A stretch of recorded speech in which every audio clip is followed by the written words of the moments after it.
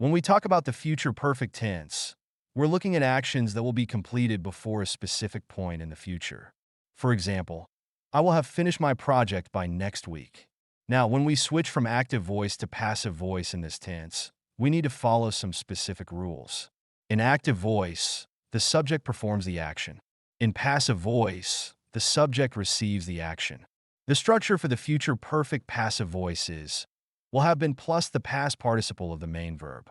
So, taking our earlier example, the active voice, I will have finished my project becomes my project will have been finished by me. Notice how the focus shifts from the doer to the receiver of the action. Now, let's break down the rules for changing from active to passive.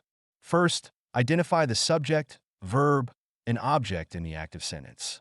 The object of the active sentence becomes the subject of the passive sentence. Next, use the correct form of the verb to be in the future perfect tense, which is will have been. Finally, add the past participle of the main verb. Let's look at another example. They will have completed the report. In passive voice, it transforms to the report will have been completed by them. Here, the report takes the spotlight, and we see the action from a different perspective. Now, let's talk about WH questions in the context of passive voice. WH questions are those that begin with words like who, what, where, when, why, and how. When forming a WH question in the passive voice, the structure changes slightly. For instance, if we take the active sentence, who will have written the book, the passive version would be by whom will the book have been written? Notice how we switch the focus to the book, and the doer becomes less prominent. In terms of verb forms, remember that the main verb in the passive voice will always be in the past participle form. The helping verb will have been remains consistent, regardless of the subject. So, whether it's the book, the report, or the project, the structure stays the same.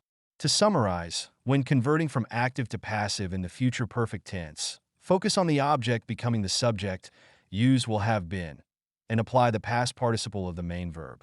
For WH questions, remember to adjust the structure to maintain clarity while shifting the focus.